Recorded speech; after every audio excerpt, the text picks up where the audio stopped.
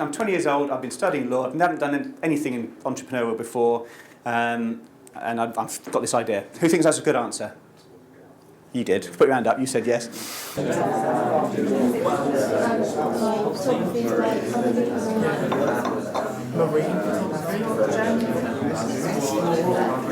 Cool.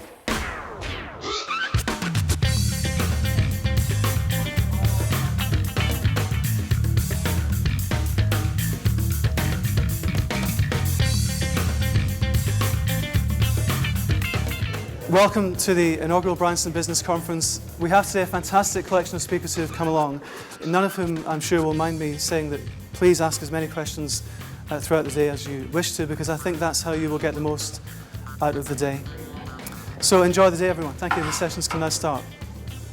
So who here knows something that they're already really passionate about? Let's have an example.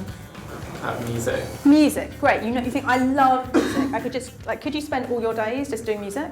Probably. Great, perfect. I'm this kind of entrepreneur. So this is what I do. I do what I love all day, every day, and make lots of money doing it. And that's the dream for me, I think, for like your generation. There's so much potential to have a business where you're doing both, where you're doing exactly what you love and you're making money. And you can still have other hobbies that you do in the rest of your time, but your work doesn't have to be you like selling your soul away or selling your interests away. So you're doing what you most love.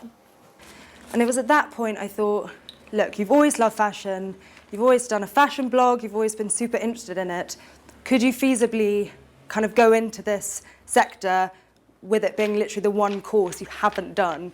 And so I thought, start small, start with one idea, do one sketch of a dress, make one print, and see how it goes. So, with an illustrator that I met working at the magazine, I designed this print. So this is the first print I designed, and this is the first dress that I made. We sold the company for £28 million, and there were only three investors in the business, three partners in the business. I made a huge amount of money. And this is where I learned one of my first main lessons, and that was make sure you're one of the partners.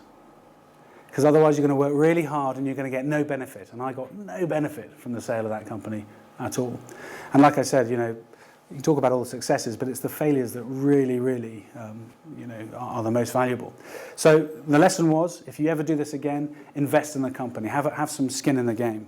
Good at history, but you don't want to be a historian or a teacher. You might say to yourself, well, what am I going to do when I leave uni? So 3 years later, you'll be there going, oh, crap, what am I going to do next?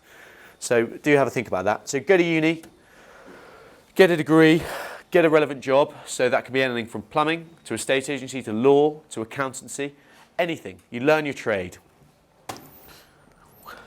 Learn the trade, learn how the industry works, learn how it makes money. Make a name for yourself as being credible, honest and bright. You've got to work, turn up, look smart, be ready, be charismatic, get into it, get into your profession. Find a niche or an area that you can do it better. And here we've got our child daycare nursery toilets. Now, this might seem fairly trivial to you, but actually having child-sized toilets and having a disabled toilet was a very distinctive feature of what we were able to offer. It's just fun, isn't it? Good example of disruptive thinking. We look at an image at one level and we see one thing, but when we dig down deeper, it invites us to inquire more about what lies behind that image.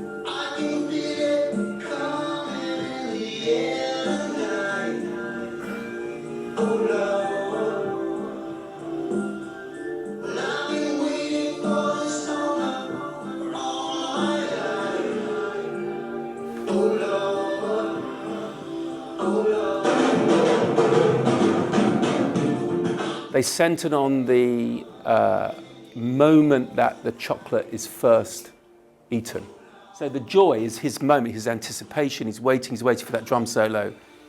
Then it comes in and the release is amazing. And believe it or not, although it doesn't happen in the front of your mind, and I'll come back to how weird the brain is in a minute, what that does is it makes people feel good about Cadbury, it makes them feel warm about Cadbury, and it's kind of reinforcing the idea that that's the brand that gives you the most that you would expect from regular chocolate.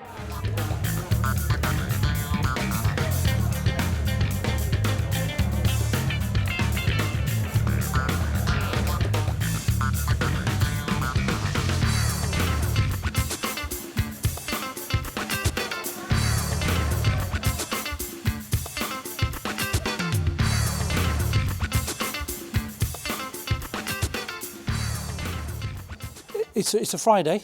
They've been going since 11 o'clock, and these students are still engaged and they're still thinking about it, which as a teacher, Friday afternoon, you wouldn't expect. So that gives you some indication of how successful the day has been. Learned lots about things we don't learn about in school so much. Yeah, inspirational. That's definitely one word. And motivational in a way as well. Yeah. Business is a career I really want to pursue, so it opened my eyes and showed me what I need to know and showed main characteristics you need of yourself to succeed. Highlights?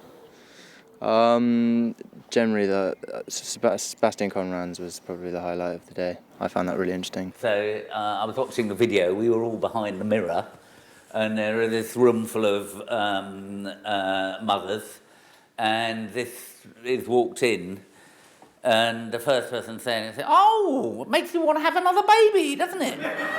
and so, great. One of the best moments of my life. Really helpful to learn all about the product. Good.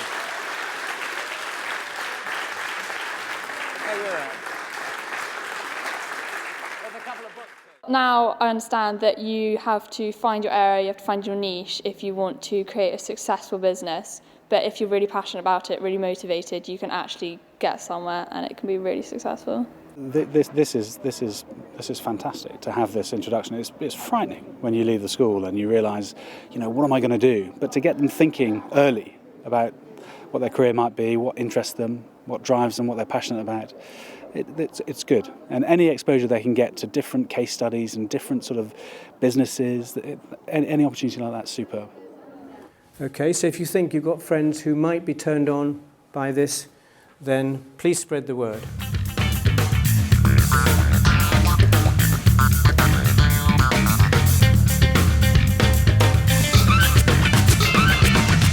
Yeah, I think it's amazing. Thanks.